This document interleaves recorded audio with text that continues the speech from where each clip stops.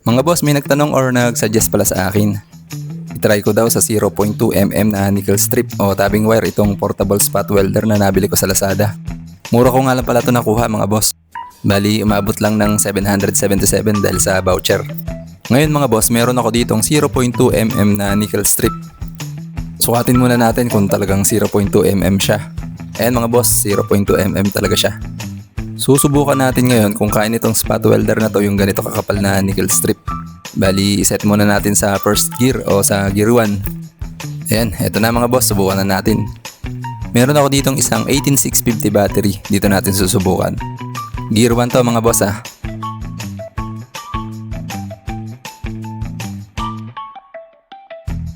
Ayan mga boss, kung mapapansin nyo hindi kinaya. Hindi man lang ako nahirapan tanggalin. Ngayon mga boss, subukan naman natin yung gear 2. Medyo malakas na to, baka sakaling kayanin na.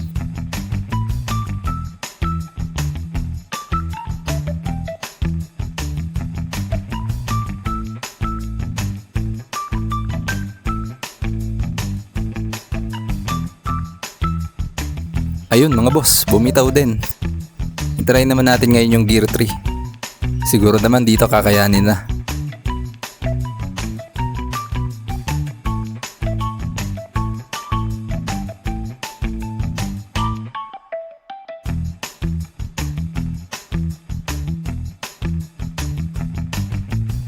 Ayan mga boss, kapit na kapit. Ibig sabihin, gear 3 dapat ang nakaset pag 0.2mm ang nickel strip na gagamitin natin. Ngayon mga boss, magpaparallel ako ng walong 18650 battery. Bali, kakabit ko kasi yun sa DIY power bank na gagawin ko. Saka para mas masubukan pa natin gamitin yung spot welder na to sa 0.2mm na nickel strip. Ayan mga boss, eto na yung walong battery na ipaparallel natin. Bali, refurbished battery pala to na nabili ko sa Shopee. 2,600 mAh pataas ang capacity ng bawat cell. Nabili ko ng 50 plus ang isa. Ayan mga boss, 0.2mm yung nickel strip. Tapos sa gear 3 natin nilalagay. Ilagay muna natin dito sa battery holder para mamaya madaling mag spot weld.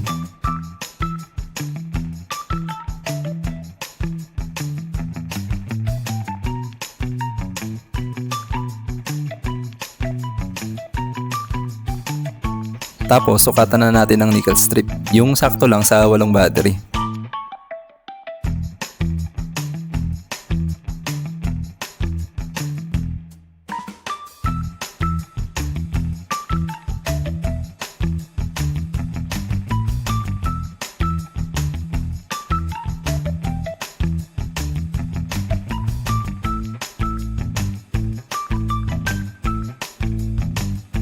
Okay, game na mga boss. Unahin natin tong positive terminal ng battery. Bali, nakaset to sa gear 3 mga boss ah.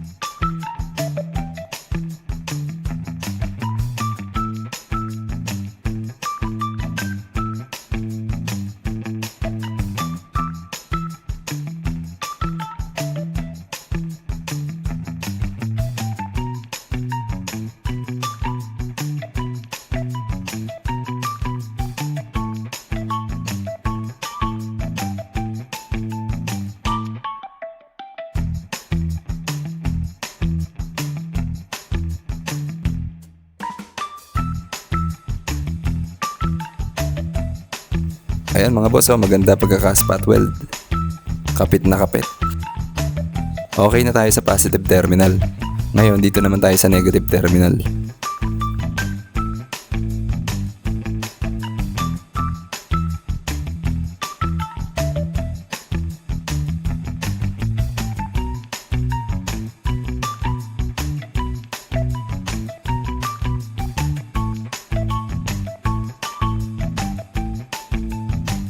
Bali, sukatan lang ulit natin ng nickel strip.